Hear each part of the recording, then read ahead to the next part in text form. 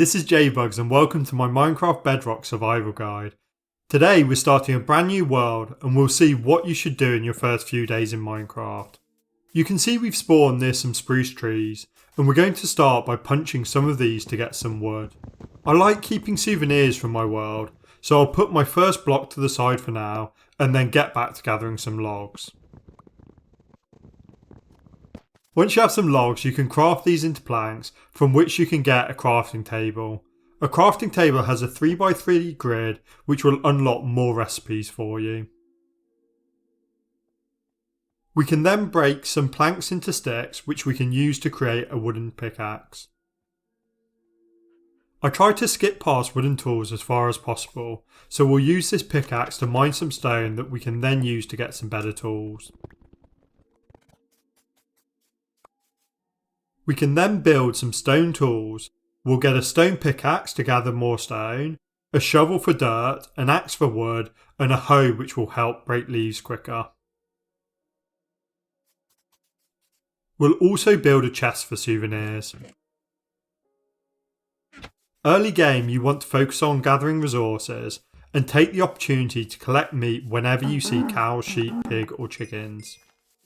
We'll gather some more wood now we have an axe and then we can go off exploring.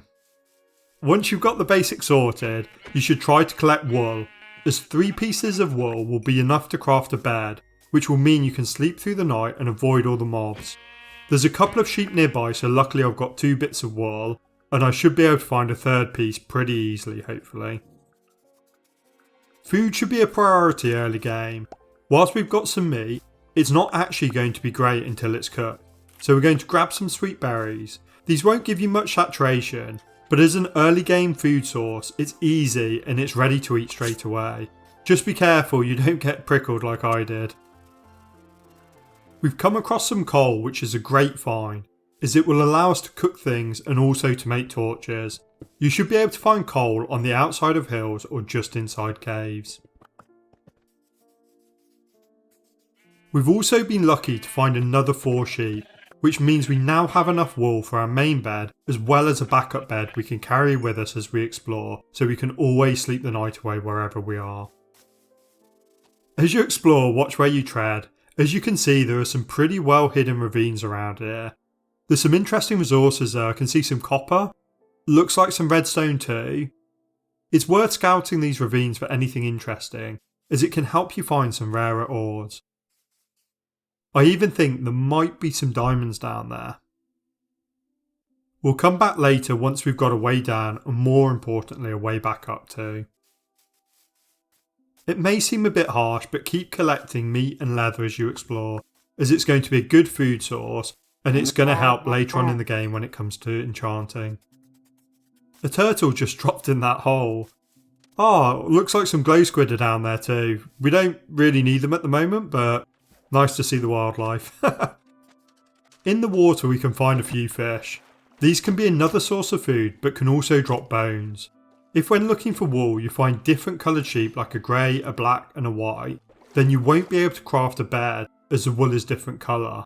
So getting bones from fish will allow you to craft white dye, which you can use to dye everything the same colour so you can then make a bed.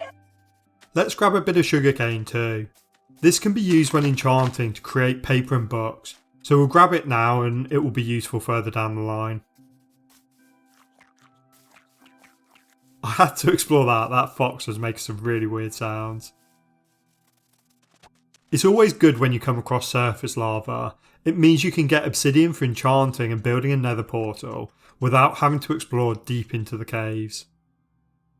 Okay, so we're back at the start. We're going to pick up our chest and crafting table and we're going to go across that island and set up there, as there are less places for mobs to hide and it's going to be easier to light up so we're safe. Looks like we've got a bit hungry, so it's time to eat, and then we'll pop our crafting table down and can create a bed, which is 3 pieces of wool and 3 pieces of planks. The sun looks like it's setting, so it seems like it's time to sleep. We can skip the night and avoid all the mobs, which should always be the aim to survive the first night.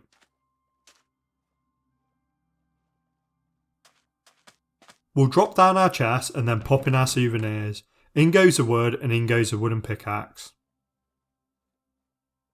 Next we'll craft a backup bed so we've always got one with us whenever we travel. If you don't have enough wool for this, you can pick up your main bed, but just remember if you die you might lose it. The downside of being on a desert island is obviously the lack of trees. We've got a couple of pieces of dirt though, and we can then plant our saplings on top of these so we can get some more wood.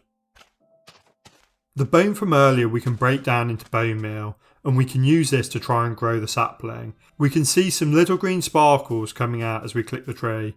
Doesn't seem like we had much luck though. We'll have a look for some more fish and bones. Oh, there's an axolotl there, that's pretty cute. Probably not the best thing for now, but nice to see him swimming about. At this point I'm getting a bit worried my tree isn't going to grow. That's 6 pieces of bone meal on it. Usually it won't take that much to grow your trees. If you are swimming around in the sea, always keep an eye on the drowned. If you see any with tridents, they can be brutal early on. They can kill you in 1 or 2 hits, so keep your distance. If you get killed, all your items will be in the water, and you'll struggle to get them back if there's still a drowned in the area with a trident, so be as careful as you can and keep your eyes open. This drowned chasing us isn't as scary, he obviously doesn't have a trident. Yes! We got ourselves a copper ingot though. That's pretty rare and a nice find for our first mob in the world there. That'll go in our souvenir chest for sure. Early game can be a bit of a grind, which is why I tend to explore as much as I can. You can see how hard it is just trying to get bone meal and just trying to grow some trees here. Yeah, you can see down there the drowned with the tridents. They're definitely the ones to kind of keep away from. Luckily for us though, looks like our tree's grown at last, so we can grab ourselves some logs and then use our hoe to kind of take down the leaves, and then we can replant our tree. Now, the reason I wanted some logs was so I could create a campfire. For a campfire it needs some logs, sticks and coal. The great thing about campfires is that they're pretty much an infinite way of cooking meat. You can pop up to 4 pieces of meat down and then it will just cook. You won't be able to cook any yours, and if you break it you'll have to craft a new campfire.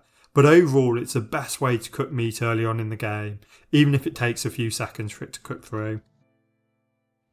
Our axe looks like it's wearing down a bit, so let's craft up another stone axe. We can also pop down a couple of chests for anything that we don't need to take with us. We'll keep our tool and bed on us and also craft some torches, gather some meat, and then we can go off exploring. The last thing we'll need is a boat. You could see earlier how slow swimming was, so a boat will let us get around the water much quicker. All you need is a wooden shovel and then 5 planks of wood. I like on Bedrock that you need an oar to paddle with. Straight away, it seems really interesting where we are. We can see some coral reef over there. You never know, if we're lucky there might even be some shipwrecks around there. We're coming up on a jungle now. We can get some cool resources from here and see some wicked animals too. I love in Minecraft that there are a lot of unique items that you need to explore to be able to find. We'll start by taking down a jungle tree to get some saplings. We're pretty lucky, we got a few, so we'll replant one of them and take the rest with us. There's an oak tree there as well. Oak tend to be quite common, but we don't actually have any yet, so we'll take this down, get some saplings and replant again. There's some cocoa beans and bamboo over here which we'll grab. Cocoa beans can dye things brown, and then bamboo is great all round for things like scaffolding, getting sticks for your furnace and all sorts of things. There's also some melons which we'll grab while we're here. As it's getting dark, it seems like it's almost time to sleep now, but we'll admire the ocelots first, so they've come over here to give us a meow. Awesome, now we've slept, let's get back to exploring. These cocoa beans are a little more accessible, so we'll grab these ones. We'll keep looking around the jungle to see if we can find more resources, or if we can find anything else interesting. Oh, careful where you go. I am so glad that hole wasn't any deeper. There's a green parrot there. I'll come back with some seeds later so I can pretend to be Captain Jack with a parrot on my shoulder. Hey, a panda bear! Not the best view from behind, but yeah, there we go, that's better. There's actually a few different variations of panda, so again, it'll be interesting to come back later and see if we can find anything like a brown panda anywhere. This is what I was hoping to see. When you go in a jungle, you can find temples. Early on, it's great to find structures, so you can find chests with loot in them. Later in the game, the loot won't be as good, but early game, it's a great way to get started. Oh, looks like there's actually some pumpkins down there, so we'll just grab those before we go inside. And yeah, definitely glad I brought my torches with me, so at least we can see where we're going in there. These levers are part of a puzzle. We'll come back and take a look at that in a bit. When you're exploring the temple, keep your eyes open. You can see down the end there's a dispenser there which will shoot you with arrows. You want to kind of find a little bit of a crevice and break the tripwire. You can see that the arrow's just been shot, so we'll see if we can find it and pick it up, but now we've taken out that tripwire, we should be safe, at least from that dispenser. We can pop another torch down just to kind of make sure we're safe down here, and then we can go in the dispenser and get a couple of arrows out of there. They look a bit weird from my resource pack, but they still work exactly the... Whoa, whoa, whoa! Oh my, what? Oh my, how did I survive that? Half a heart left. Oh my gosh, that is just absolutely crazy. Yeah, I'm going to eat some food. I thought I'd lit this place up. Like, where did that creeper come from? Oh, what? I just don't know what happened there. Like, so much for me not kind of destroying the landscape. I've got a couple of bits of cobblestone and mossy cobble. I don't think we're going to be able to repair this, but we'll put a couple of pieces down again, and yeah, we'll collect up the rest of the redstone anyway. Okay, so that's another dispenser down the end, so just disarm that, which is great. I'm obviously kind of expecting another creeper just to appear, so I keep checking behind myself, and yeah, I don't quite know what's happening. But we'll get ourselves another dispenser, a few more arrows from it, which is great. There's also the other tripwire hook bits, which we'll pick up, and we're going to have ourselves a chest here, which is going to have some treasure in it. So lots of bones in there, which is great. So that'll help us with kind of growing trees and just growing up like organic resources as we kind of need them as we go. We're not going to bother getting every piece of redstone, but it's good to get the bits that are easy. Okay, so the next thing we're going to do now is try and solve this puzzle. The way I always do it is kind of flip all three levers down. The second one doesn't make a sound, so I flip that up first and flip the other two up. And then that generally seems to work, I think. Like, I either do that or just flip them around until this hole eventually opens. We can see some more redstone down here, which we'll collect. There's also another chest, so awesome. We've got a first diamond in there. We've got to sell some iron ingots, some more bones and some more flesh. Well worth a find here. Like, we're slowly getting on the way to kind of actually getting better tools and leveling up quickly, which is obviously great. We'll take out the pistons as we go. We can use those later, I'm sure. You're going to find yourself a bit stuck down here though, so you're just going to have to break out these 2 blocks here, and that will allow you to kind of get to the surface again. Yeah, I'm still panicked. I'm still looking everywhere for creepers, kind of expecting another one to come and blow up. I do not know where that creeper kind of appeared from. I thought I'd lit everything up, but there must have been a dark spot somewhere. Okay, so after that ordeal, we've obviously got ourselves loads of wicked resources, but we're lucky to have survived it. I think from here, it's time to start heading back again.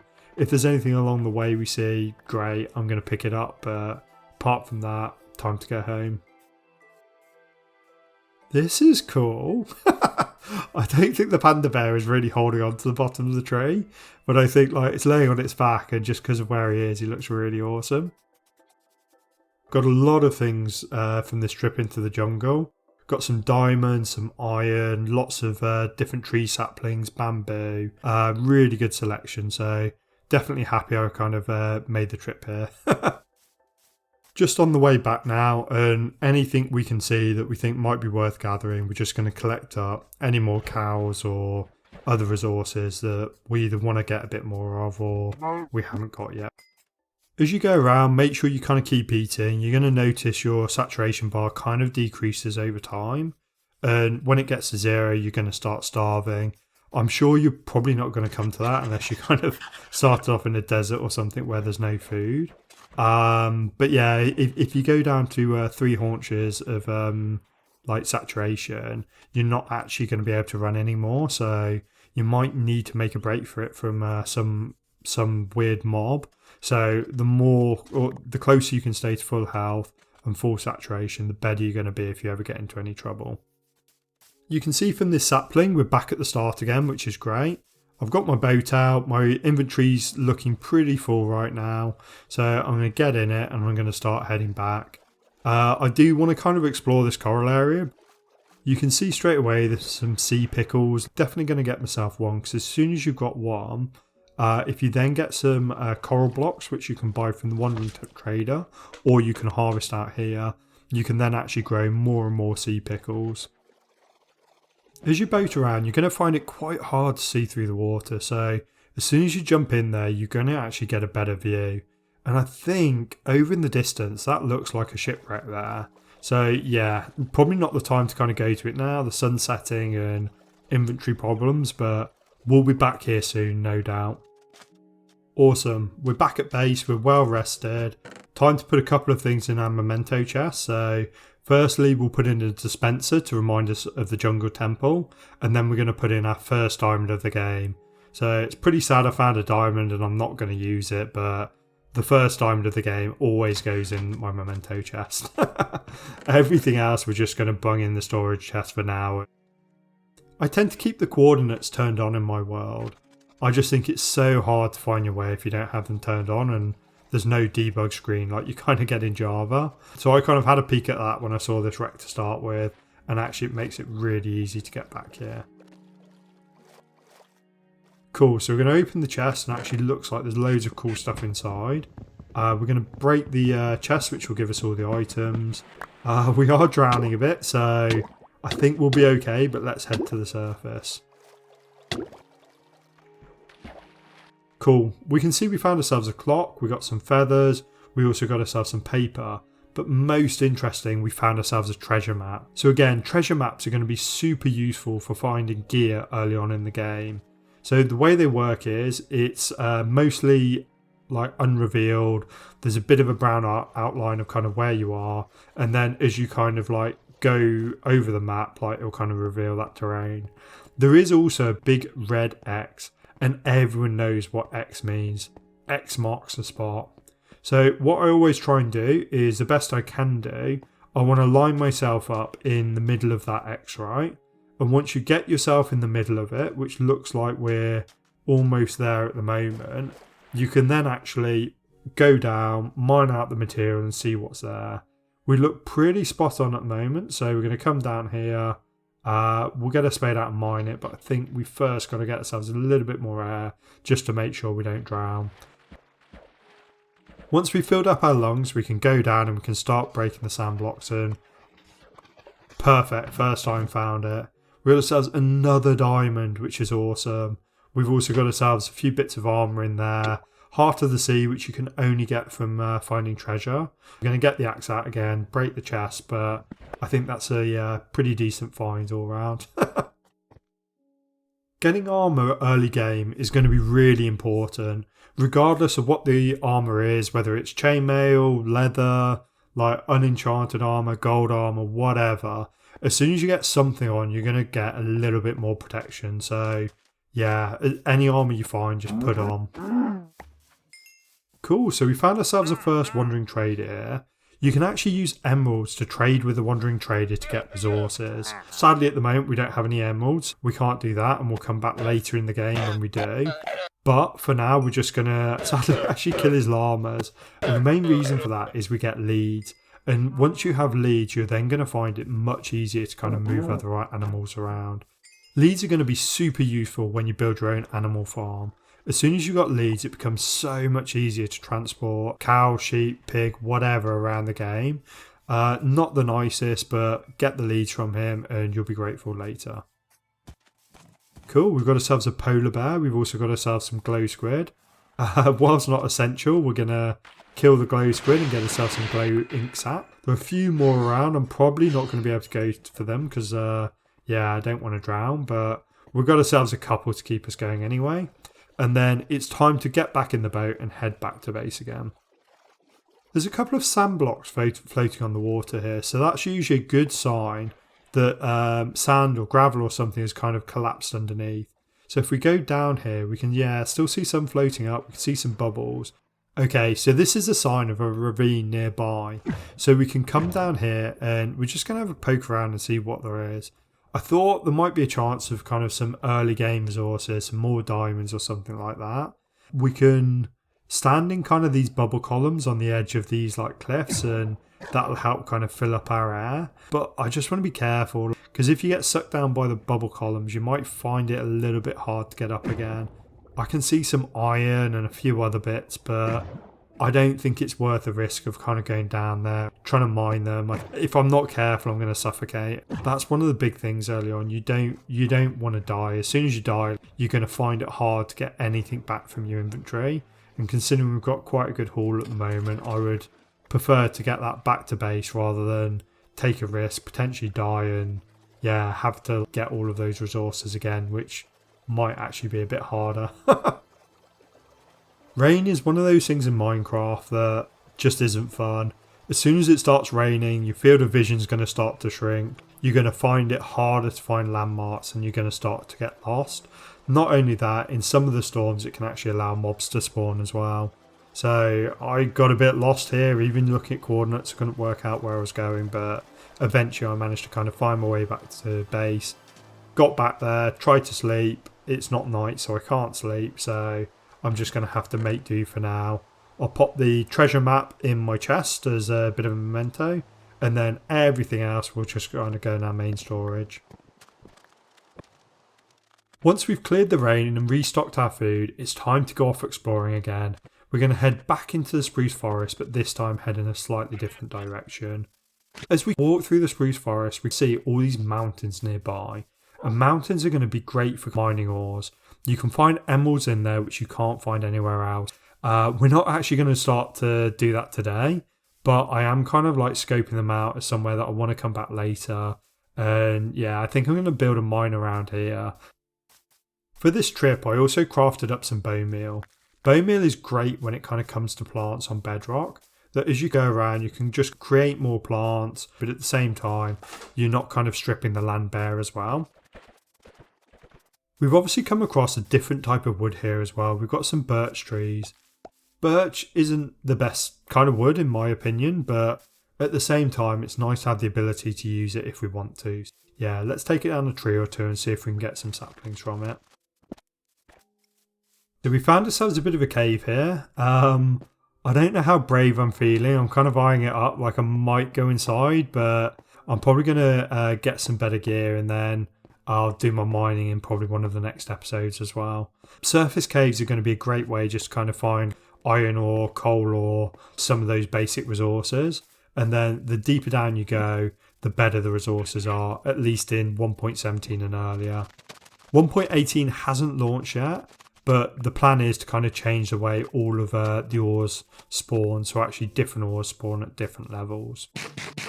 Okay, so this is quite a cool find here. So this is actually one of the nether portals that kind of spawn in the overworld.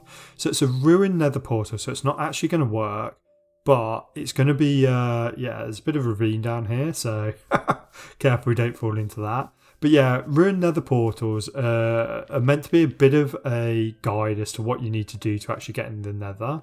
There's a couple of blocks of gold around here, which is cool. That's 9 ingots of gold in each one. But as I've only got a stone tool, it's not going to actually go in my inventory if I break those. Coming around the back here though, I can see a little bit of a chest through this tree here. So I'm going to try and get to it now. I don't really want to kind of take the tree down, so I'm just going to take out these blocks of netherrack on the floor and hope it kind of lets me get through. Bit of a lava there, which isn't great, so just cover that up. Yeah, I'm on fire. The jungle is on fire now. I'm going to try and take this out, try and like control it. Like, I keep catching fire. Oh, this isn't good. Like I don't really want the forest to burn down, but I also don't want to die. Yeah, I don't really know about my idea of not mining that netherrack, because yeah, I don't want to destroy the area. Like, it looks like the area is pretty destroyed now. So I keep trying to contain it. I'm trying to put this fire out, but it just seems like it's spreading like far too quickly. My health's going down. The forest is done. Like, as much as I like want to kind of preserve the area and make sure it stays kind of nice, like, this forest is just kind of like going up in flames right now. So I'm gonna come over here and like just try and contain it at the edges, but yeah, I think I've come to the realization like there's not a lot I can do, and it's probably not worth dying over. Let's just never come back here again so we don't have to see the destruction. Okay, so after taking down the janky trees, it's time to actually look in the chest and see what's in here. See if it's worth it, and not really. There's probably like the equivalent of like 3 iron ingots, 1 gold ingot, bit of like flint, a flint and steel. There's a gold sword with looting, so that's not bad. Probably not worth burning the forest down for. Okay, this is good then. So one of the things that you're looking for when you explore is actually going to be a village. So villages are going to be a source where you can get different workstations that have already been built that might need iron or things like that, which are hard to come by. But it's also going to have lots of chests in it. This is actually a bit of a special village though. You can see all the cobwebs around. This is a ruined village. So the only things that live here are actually going to be zombies. We probably need to be a bit careful as we kind of go around. It's daylight, so I don't think they're really going to come out of the shades. As long as we don't get too close to them, we should be okay. We can look in the houses, see if we can find anything. No chest up here, but there's a couple of bookshelves here. Whenever you find bookshelves, break them. You're going to get yourselves a couple of books from them, and that's going to really help with crafting when it kind of comes to it. There's some radishes, or beetroot even, which we don't have. So we want to get the seeds, because as soon as we've got the seeds, we can replant them again. Blacksmiths are going to be one of the best structures to find in villages. If you find a blacksmith, it's always going to have a chest in it, and it's always going to have some cool stuff. We've got 3 diamonds, we've got ourselves some iron, we've got ourselves iron pants, iron helmet. So this is good. This is like a good find. Yeah, I'm kind of looking at this being like, okay, what do I want to take? What do I want to leave? The truth is, I want to take it all. So I'm going to journey back to my base, drop off everything that's in my inventory, and then come back out here again. So we're back at the village. Just looking at where the sun is, it might actually be sunset soon. And with all these zombies around, I'm just going to probably put my bed down and just get some sleep. I can see down here there's some bits of iron ore, bits of coal. It seems quite easy to get. I'm just going to sleep, and then I'm going to go and mine that out quickly as well. This is a really good change that's happened with Minecraft in 1.17 and above. Previously, whenever you mined like iron ore or gold ore, you would always drop like a block of it. Whereas now you get the ore, and if you use fortune on it, you can get more than 1 piece, which actually means that as soon as you get fortune on your tools, you can get a lot more from kind of coming mining, which is great. It's time to go back into the village again. We're going to see if we can see any other chests around, see what else we can kind of gather from them. We got ourselves some carrots. This is the chest we found last time. We're really lucky in this village. There's actually 2 blacksmiths and more armour, more tools, more iron, so this is great. Iron pickaxe, and I actually think that we've got a full set of iron armour now. We're in the plains, which is going to be a great place to kind of find animals. I've got my looting sword, which will actually give me more drops as I kind of kill those animals. So I'm going to keep having a explore around and see what else we can find. After a bit more exploring, we've actually come across another village here, so I think we've been really lucky. No cobwebs this time. Yeah, there's actually villagers around. it's going to be really important when you actually want to start trading and getting mending on your tools and things like that to know where a village is. That's actually part of the reason why I want to kind of explore today, and you're going to need this later on.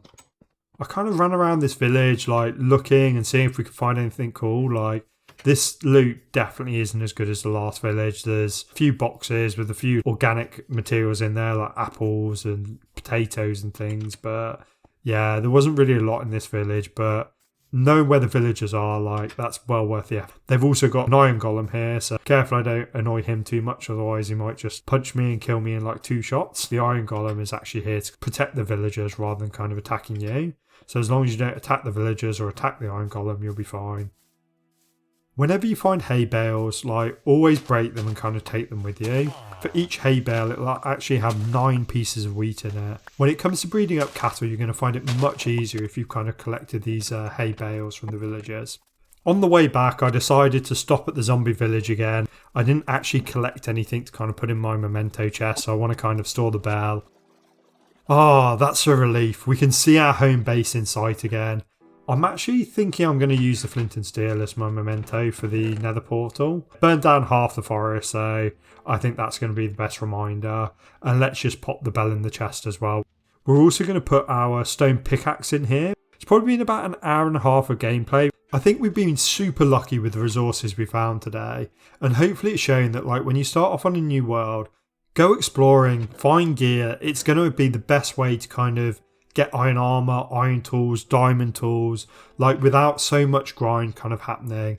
It also allows you to kind of see the world and let you make decisions around where you're going to build things, like different farms and different bases and things like that. This has been JBugs. Hopefully this has been a great intro to your first few days in Minecraft. And thank you. Don't forget to like, subscribe, and looking forward to seeing you next time as well. Thanks. Bye.